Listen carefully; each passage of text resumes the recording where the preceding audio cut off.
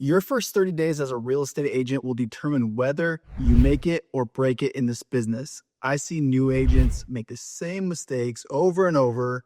They get their license, they're excited, and then they really have no idea what to actually do. So they waste weeks learning about contracts, perfecting their listing presentations, setting up the perfect CRM, all while making zero money. In my first 90 days as a new agent, that was me. I closed zero transactions. But once I learned the secret to selling real estate, I went on to selling 36 homes in my first full year as a real estate agent. In this video, I'm going to give you the exact 30-day blueprint that will set you up for success, not just survival. Let me start with some brutal honesty about what you're walking into. 87% of agents fail within the first 5 years. Most don't even make it past year 2. And it's not because they're not smart enough or don't work hard enough. It's because they focus on the wrong things in those critical first 30 days. When I got my license, I had all sorts of emotions going through me daily. I was being told to do one thing by one person, then something completely different by another person in my office. I was newly married and failing as an income provider for my family. I had no idea what to prioritize or how to structure my schedule day to day. Does that sound familiar? But here's what I learned. Success in real estate comes down to keeping it simple. While many methods can lead to success at the beginning, creating a simple plan and executing on that plan is far more important than creating elaborate business plans that waste time and cause distractions. Here's the first thing you must do in your first 30 days. Choose one lead strategy and go all in. I know what you're thinking, but what if I choose the wrong one? What if it doesn't work? Here's what I'll tell you. After coaching hundreds of agents, I've talked to successful agents all around the country that are masters of completely different lead sources. All sources can work, you just have to master one. The source you choose may not ultimately be what you like or even what fits best with your strengths, but it's much better to refine and hone your craft once you've built some success than to keep changing sources before gaining traction. At the beginning of my career, I was trying all sorts of things, and then I finally decided I was going to go all in on expired listings and FSBOs because I was in a brand new market that I had just moved to and knew no one. So I ended up hiring a coach and I signed up for expired and FSBO data. I figured if I could learn everything about seller prospecting and take massive action, I had a good shot as any other lead source. And I highly recommend you start with your sphere of influence if you have a lot of local ties and can put together a list of even 100 people you know and who like and trust you. If you're new to an area or your sphere is small, consider open houses, calling FSBOs, expired listings, or if you even have a marketing budget, think about maybe spending $500 per month on Google and Facebook ads. But once you made that decision to go all in, don't look back until you're able to tread water and can decide if you want to continue long term. Let me give you an example of what going all in really means. I know of an agent whose only lead source early on was open houses. And for most agents, that means doing a couple here and there, maybe one on Saturday, one on Sunday, but not for this agent. He was committed to doing an open house 7 days a week. Of course, he took some time off. Before his first year in real estate, he did it pretty much every single day. And within his first year in real estate, he ended up making over 6 figures and became one of the top agents in his local brokerage. He treated it like a full-time job. This is what I mean by going all in.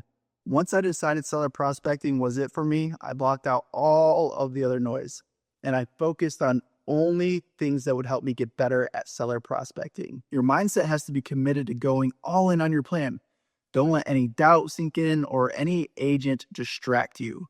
If you want your real estate business to perform better, you have to master your lead generation source. The second thing you must do is time block your calendar and put every hour to work for you. I recommend a schedule of 8 to 10 hours per day, 5-6 days per week while getting started. Is it grueling? Yeah. Is it worth it? Absolutely. You have to be willing to put massive work in upfront to make it through your first year.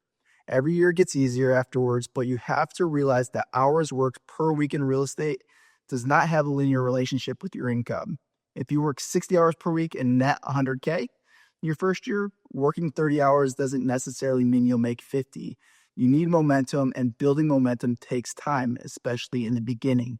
Here's how I recommend you allocate your time each day. 7 to 8, role play and practice. Start your day practicing scripts and learning. These could be your FSBO scripts, expired scripts, your listing presentation, or even just learning about your local market.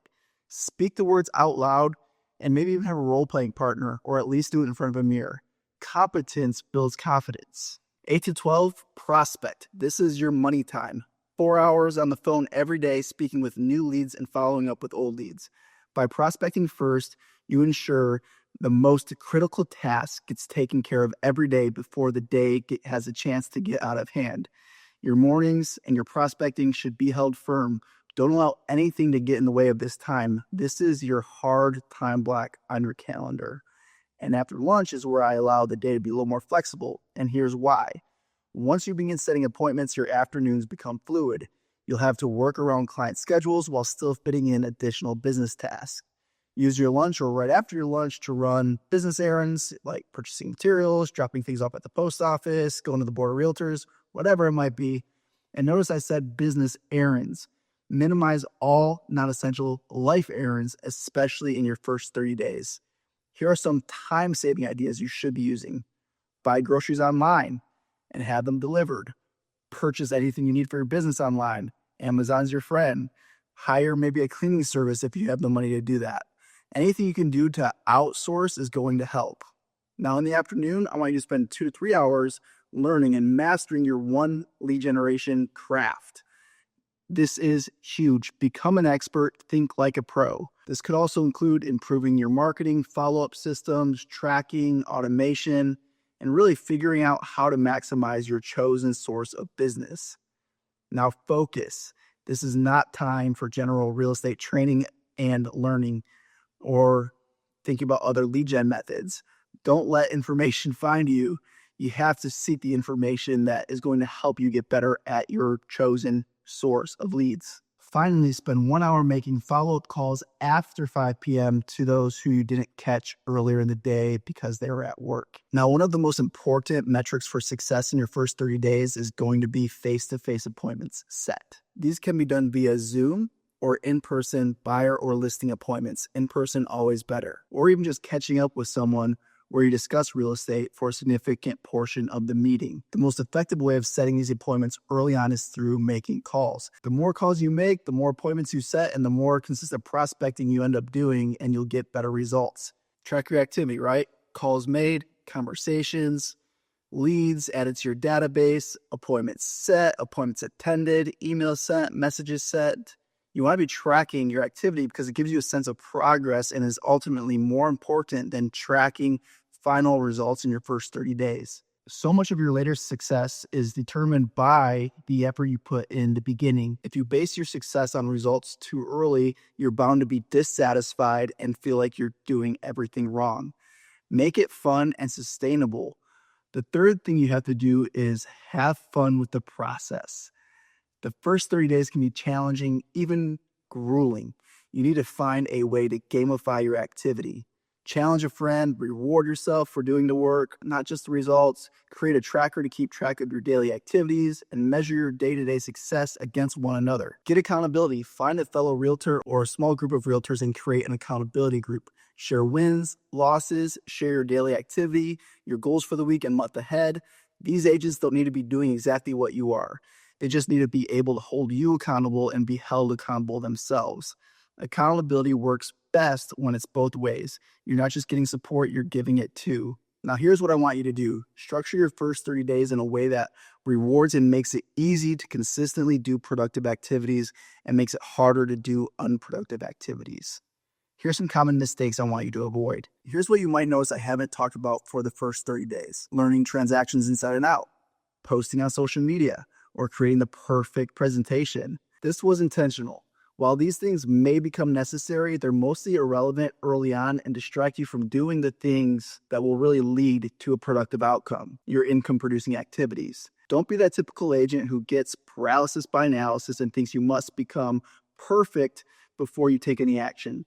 This lack of action will kill your first 30 days and potentially linger on, impacting your entire real estate career. You're going to make mistakes. You'll have to learn things on the fly. That's just the way it is. The more action you take, the more opportunities you'll get, and the faster you'll improve moving forward. So there you have it. 3 things you must do in your first 30 days as a real estate agent. Choose one lead generation source and go all in. Time block your calendar with 4 hours of prospecting every morning and make it fun with accountability, gamification. And here's my challenge for you. If you're in your first 30 days, implement this exact strategy starting tomorrow. If you've been an agent longer, think back. How did your first 30 days compare to this blueprint? Maybe you need a restart. And if you want my complete first 30 days checklist and time blocking template, I've put together a free resource. Check the link in the description.